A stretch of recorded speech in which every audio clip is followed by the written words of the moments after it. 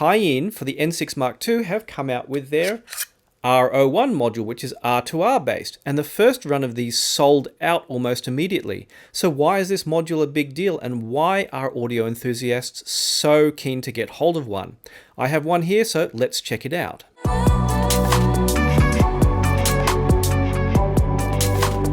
The N6 Mark II is getting on a bit in age, but still, Cayin have been churning out various modules for it over time, which have, well, for the enthusiast, which is what this is for, has been pretty cool. Now, if you haven't seen an N6 Mark II, I've got a whole video about it and the different modules, but essentially the DAC and amp section can be removed and replaced with different ones. And here is like the T01 module, which has a Burr Brown DAC chip, or two of them in fact, in there, which is a semi-multi-bit chip. And they have, balanced output, single-ended and line out. And there are some more specialist ones. This is a ES9038 Q2M x 2 module, which has a discrete amplification circuit and just a balanced out, so for higher sound quality. And there's also a couple more out there with AKM and even a single-ended and slightly more interesting E01 module, which you can see in my review of the DAP itself. But why an R2R DAC? And what is an R2R DAC? So for the uninitiated, let me give you a quick overview. Now, R2R DACs are renowned for sounding, well, just, people use these terms like more musical or more organic or more natural or whatever. And what does that mean? So back in, a decade or two ago, the standard high-end DAC chip was an R2R chip. And these, DACs back then were limited usually to 16-bit or 20-bit and 48 kilohertz, whereas normal CD quality is 44.1. And they just sounded, really pleasant and musical. And then, the manufacturers got into high res in a big way, and so the best thing to do for that was to switch to multi-bit chips. And that kind of disappointed a lot of people. And eventually the R2R DAC chips, such as the PCM1704, PCM63, AD1865, well, they stopped making them. And to the disappointment of many. And there are still plenty floating around that people either pull from other stuff, or you can still buy some old vintage DACs which sound very pleasant, but they're limited. And they use laser cut resistors, which is why they're called R2R DACs. They're used to reproduce audio in a basic sense. You can build one of these yourself because you can buy resistors easily enough. For each bit, you need a resistor of one value and then a resistor of half its value. So for each resistor in the series, for each bit, they double in value, which gives you about 6 decibels per resistor. So for a 24-bit, you need 48 resistors, which is what is inside the R2R module in here. Now, it's not that simple because resistors, the best you can get nowadays, and in the past, in the chips, they used special laser cut resistors, which were minute. Normal resistors, the best you can get is with an accuracy of 1 in 10,000. And the accuracy needed for just 16-bit is 1 in 65,536, which if you do the maths, you'll understand where that number comes from. So you can't get as accurate as you can with sigma delta. You can use all sorts of tricks. The high-end DACs use multiple boards of resistors, just like the old R2R DACs use multiple resistor chips. I mean, this even uses a modern semi-multi-bit chip, uses 2 of those, although I think they're single channel. Or you can, there are people who do stacked versions of them. There are various things that are done. Modern DACs don't need that. They just need usually just one chip and that's it for full accuracy. So there's also the expense factor of it. They're much cheaper and much smaller to implement. The other way of dealing with this is to use industrial DAC chips like Shit Audio did. And that's difficult because you have to design whole schemes around setting them up for audio output when they're designed for motor control and not audio output. Now, the other way, of course, is to do as I said, a dedicated resistor ladder where you use accurate resistors. And this is what Cayin went for. They actually ordered custom resistors with special values specifically for this DAP, which is pretty good going, as normally manufacturers of such precision products won't go for, small orders like they ordered.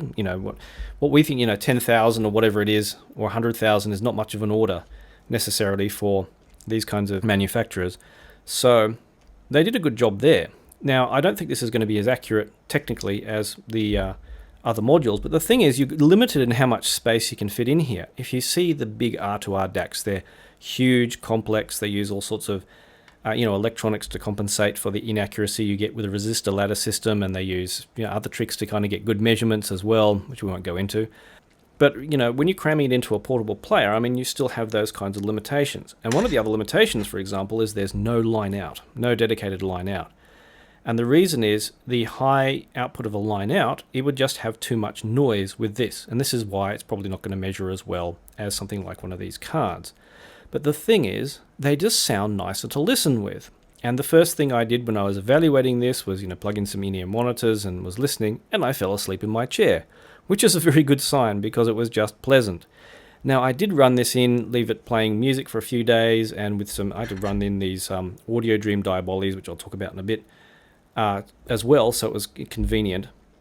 And with that, I commenced listening. Now, the main thing is, if we go back to this DAC for a start, as far as, technically the features, it has up to 400 milliamps of output, which is enough to drive full-sized headphones basically decently. When you buy a player above $1,000, you get some basically decent headphone driving ability.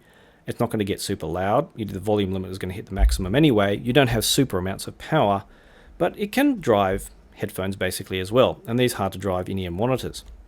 What I evaluated it with was, on the sensitive side, we have Campfire Audio's Aras, on which I have a FiO cable with a changeable plug for convenience. Things like my favorite Final Audio A8000s. And again, these Audio Dream Diabolis, which I'll talk about in their own video, they have a planar magnetic driver and a bunch of Sonyon electrets. And this weird chamber, which makes them sound really spacious, but they require kind of desktop amp power ideally. And so what was amazing about the R2R module is it actually did a better job than, say, some of the other modules. It was quieter with, say, the Aras, which are super sensitive and bring up hiss like nobody's business.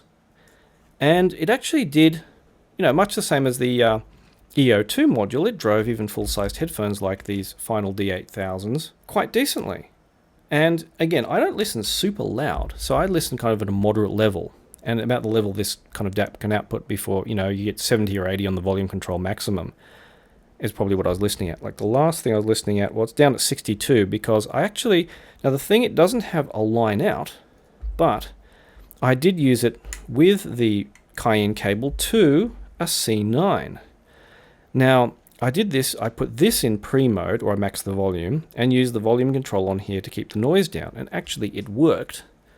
Although you're kind of double amping, it actually worked well. So let's talk about each of those. You can see one of the things I was listening to, some David Chesky, which is their the world's greatest audiophile recordings. And here, ain't no sunshine if you can't read the text there. Now, that's, I listen to a variety of stuff. But generally, the R01 module was kind of, and I use these audiophile terms, more musical and more organic and more sounding like I was listening to music. Now, I did that evil thing which you shouldn't do, which was unscrew the module at the back and hot plug it while the DAC was still on. Say with the EO2 module, the EO2 module sounded sharper, again with whatever music I was listening to, I won't get specific here, but while it sounded sharper, maybe the bass dynamics were a little bit better, it sounded flatter. I felt like I was detached more from the music. Whereas the R01 module, it presented, especially these high quality recordings, it felt like there was more depth, more spaciousness, the instruments sounded more natural, cymbals sounded absolutely fantastic, that kind of thing, that just sounded more real. And that's what in a player, that's what I really want, and it's why I'm not a big portable player person, is because most of them don't sound quite as nice as my usual listening gear, such as the Chord gear. Now, you'd think, why would a person who's into Chord gear really like something that's polar opposite, which is the R2R gear? And it's because both, albeit by different methods, both produce an output which sounds like I'm listening to real music. One from super accuracy, and this from, you'd say super inaccuracy, that sounds terrible. One, it just sounds, really pleasant and nice to listen with. And that's why you see sometimes arguments online about people fighting over the high-end DACs, which sounds nicer, a Chord Dave or a Holo May or something like that. I think both can deliver, excellent listening experience. And as I said, I fell asleep in my chair listening with this, which we made it, it's now in its state with the R01 module. I can pick it up, listen, plug in some in-ear monitors, or maybe even headphones, although probably just going to be in-ear monitors, and listen and enjoy listening, which is something I didn't quite have with these other modules, although maybe the Burr Brown came closest.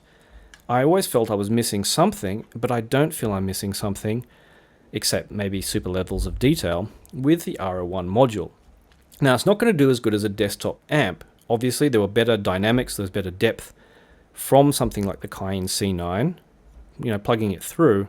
Not hugely better, because especially with headphones, there's only so much power, but you have more power available.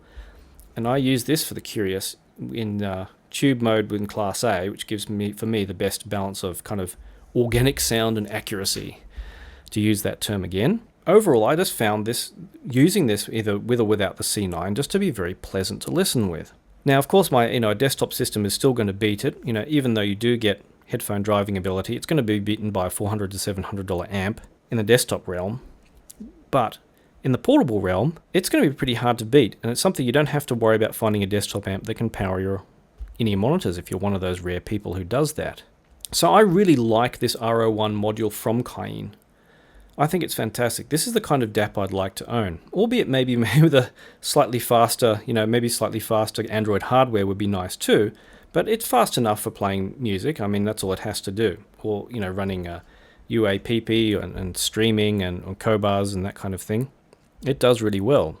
So if you've got a question now, should I buy this or what should I buy, or you have some other kind of question, I'll happily help you out, but please help me out in return. So I have a Patreon.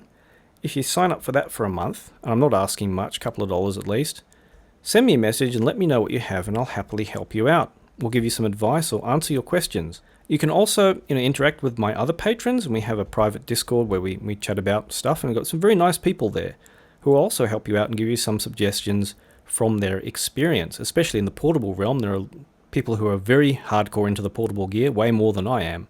They will have already seen this video, for example. So if that appeals to you, consider becoming a patron, help me out, and I'll happily help you out. So, as always, thanks for watching, and I'll see you online.